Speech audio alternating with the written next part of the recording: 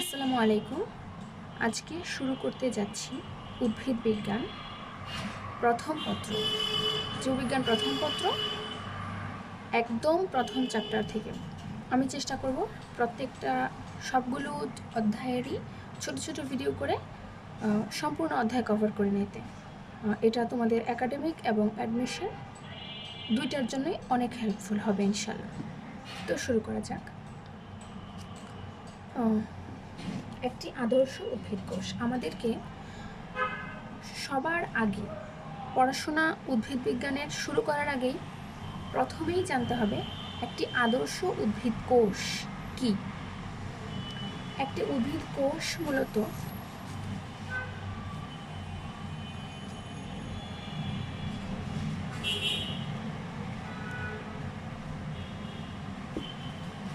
উদ্ভিদের গাঠনিক একক।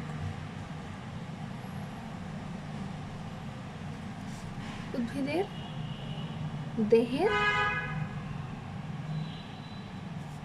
গাঠনিক ও কার্যকরী একক।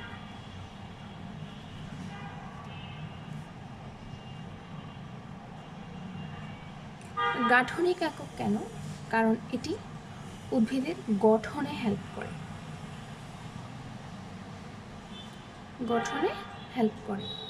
আর কার্যকরী একক কেন? কারণ উদ্ভিদ দেহের যত কাজ হয়, সালোক সংশ্লেষণ, শ্বসন, এনিথিং, সব কিছু এটার কোষের ভেতরেই হয়। সকল কাজের কি লিখবো? সকল কাজের কাজই। কোষ সকল কাজের কাজই, মানে সকল কাজ কোষের মধ্যেই হয়। তাই এটি উদ্ভিদের কার্যকরী একক এবং গাঠনিক একক। এখন আমরা জেনে নিই যে একটি উদ্ভিদ কোষে মূলত কি কি আছে। একটি আদর্শ উদ্ভিদ কোষে, সব উদ্ভিদের সব কোষে আমরা এই জিনিসগুলো পাবো না, কিন্তু আমরা আদর্শ একটা প্রতীকী উদ্ভিদ কোষ ধরে নেব যেই কোষে সকল অঙ্গাণু রয়েছে। আমরা সেরকম একটি কোষ নিয়ে আজকে আলোচনা করব। সকল অঙ্গাণুযুক্ত উদ্ভিদ কোষকে বলা হবে একটি আদর্শ উদ্ভিদ কোষ।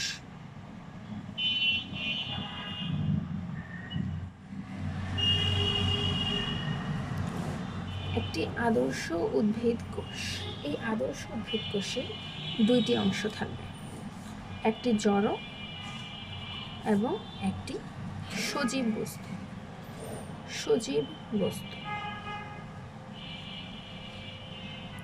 সজীব বস্তু মূলত কি? প্রোটোপ্লাজম।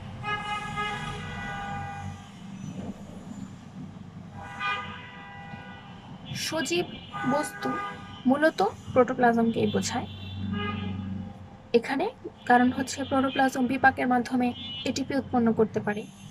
যারা বিপাকের মাধ্যমে এটিপি উৎপন্ন করতে পারে তাদেরকে সজীব কোষ বলে।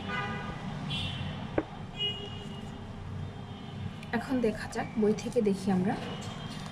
জড় বস্তু মূলত জড় পদার্থ, আর সজীব বস্তু মূলত প্রোটোপ্লাজম। জড় বস্তুকে দুই ভাগে ভাগ করেছি, কোষ প্রাচীর এবং কোষস্থ নির্জীব বস্তু। আমরা যখন সামনে আগাবো আরও, তখন আমরা দেখতে পাবো যে কোষ প্রাচীর কিন্তু উদ্ভিদ কোষের অনন্য বৈশিষ্ট্য। যেমন প্রাণী কোষে কোষ প্রাচীর থাকে না। শুধু কোষ প্রাচীর নয়, প্লাস্টিড, যেটা উদ্ভিদ কোষের একটি সাইটোপ্লাজমীয় অঙ্গাণু, প্লাস্টিড এটা উদ্ভিদ কোষের একটি অনন্য বৈশিষ্ট্য এবং এটি প্রাণী কোষে থাকে না। কোষ প্রাচীর উদ্ভিদ কোষের একটি অনন্য বৈশিষ্ট্য এবং এটি প্রাণী কোষে থাকে না।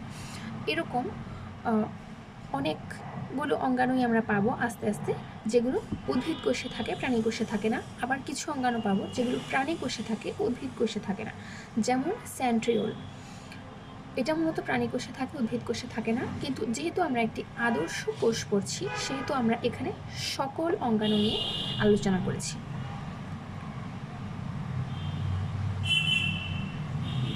কোষস্থ নির্জীব বস্তুকে আবার ভাগ করেছি তিন ভাগে: সঞ্চিত পদার্থ, নিঃসৃত পদার্থ এবং বর্জ্য পদার্থ। সঞ্চিত হচ্ছে কার্বোহাইড্রেট, প্রোটিন, লিপিড। সঞ্চিত পদার্থকে আমরা CPL দিয়ে মনে রাখতে পারি, কার্বোহাইড্রেট, প্রোটিন, লিপিড। নিঃসৃত পদার্থ হচ্ছে হরমোন, পিগমেন্ট, এনজাইম, নেকটার। এটাকে এভাবে মনে রাখা যায়, এনজাইম ক্ষরিত হয় এনজাইম ক্ষরিত হয়। কী ক্ষরিত হয়? হরমোন ক্ষরিত হয়, পিগমেন্ট অ্যান্ড নেকটার। পিগমেন্ট হচ্ছে উদ্ভিদ কোষের ক্ষেত্রে এগুলো হতে পারে বিলিরুবিন, বিলিভার্ডিন, এইসব। এগুলো হচ্ছে এক একটা পিগমেন্ট। এনজাইম আমাদের দেহে বিভিন্ন ধরনের এনজাইম রয়েছে, লাইপেজ জাতীয় বিভিন্ন এনজাইম, তারপর হচ্ছে বিভিন্ন বিপাকীয় এনজাইম যেগুলো আমাদের বিপাকে হেল্প করে। আস্তে আস্তে আমরা সবগুলোর নাম জানতে পারবো। হরমোন, আমাদের দেহে তো অনেক হরমোন রয়েছে, ইনসুলিন, গ্লুকাগন, এইসব। উদ্ভিদেরও অনেক হরমোন রয়েছে যেগুলো আমরা ধীরে ধীরে জানতে পারবো পরে সবগুলো। এখন হচ্ছে আমরা মূলত কোষটার একটা ওভারভিউ দেখছি।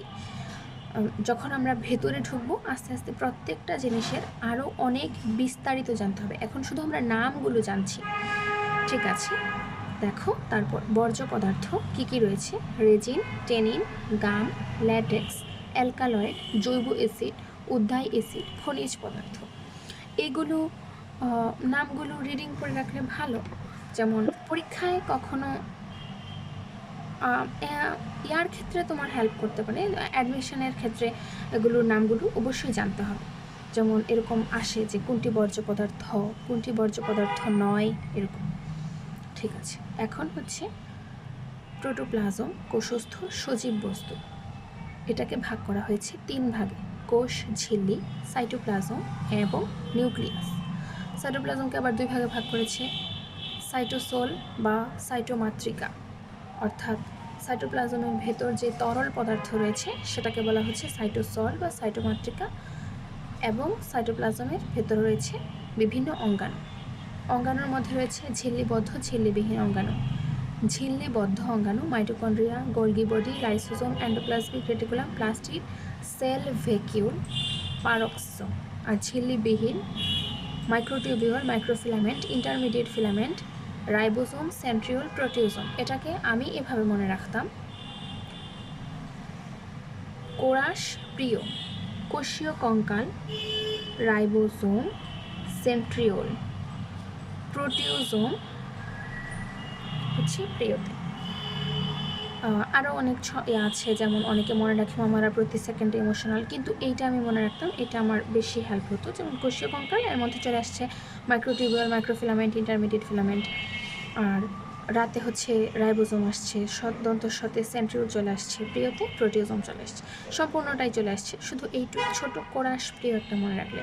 কোরাস মানে জানো তোমরা? কোরাস হচ্ছে যখন সবাই একসাথে বলে, সমস্বর কণ্ঠস্বরে যখন বলা হয়, ওইটাকে বলা হয় কোরাস। এখানে মনে রাখার জন্য কোরাস প্রিয়, যে সমস্বরে কথা বলতে পছন্দ করে সবাই মিলে একসাথে ক্লাসের, এটাই। কোনো অর্থ হয় না, যেগুলো আমরা এরকম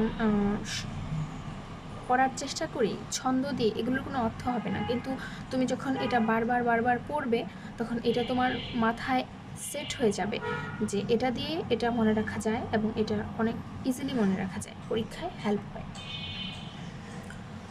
তারপর এখানে নিউক্লিয়াসকে ভাগ করা হয়েছে প্রধানত 4 ভাগে। মানে নিউক্লিয়াসের 4টি উপাদান রয়েছে। নিউক্লিয়ার এনভেলপ হচ্ছে নিউক্লিয়ার বাইরের আবরণ। এই যে নিউক্লিয়ার এনভেলপ হচ্ছে নিউক্লিয়ার বাইরের আবরণ, এটা হচ্ছে দ্বিস্তর বিশিষ্ট। নিউক্লিয়ার এনভেলপ মূলত দ্বিস্তর বিশিষ্ট। তারপর নিউক্লিওপ্লাজম হচ্ছে নিউক্লিয়াসের অভ্যন্তরের তরল পদার্থ, যেটাকে নিউক্লিওপ্লাজম বলা হচ্ছে। নিউক্লিওলাস, এটা হচ্ছে নিউক্লিওলাস। তারপর হচ্ছে নিউক্লিয়ার রেটিকুলাম, এটা হচ্ছে নিউক্লিয়ার রেটিকুলাম। বাস এইটুকু। এটাকে স্পেশালি বলতে পারো, এটা হচ্ছে নিউক্লিয়ার রন্ধ্র। এটাকেও অনেক বইয়ে নিউক্লিয়াসের একটি গঠন হিসেবে দেখানো হয়েছে। যখন সৃজনশীলে লিখবে তখন এইটাকেও নিউক্লিয়ার রন্ধ্র লিখতে পারো, একটা পয়েন্ট বাড়বে। ঠিক আছে, তো নিউক্লিয়ার রন্ধ্র এটা 9 মিলিমিটার হয়। আচ্ছা, সব তো হয়ে গেল, ঠিক আছে। আজকে এই পর্যন্তই, অনেক লম্বা হয়ে গেছে 10 মিনিট। আমি মূলত চেষ্টা করব এরকম 10 মিনিটের মধ্যেই ভিডিওগুলো রাখার। এর থেকে বেশি বড় হয়ে গেলে তোমরা দেখতে পছন্দ করো না, বিরক্ত হয়ে যাও, ক্লান্ত হয়ে যাও। ঠিক আছে, আল্লাহ হাফেজ, দেখা হবে নেক্সট ভিডিওতে ইনশাল্লাহ।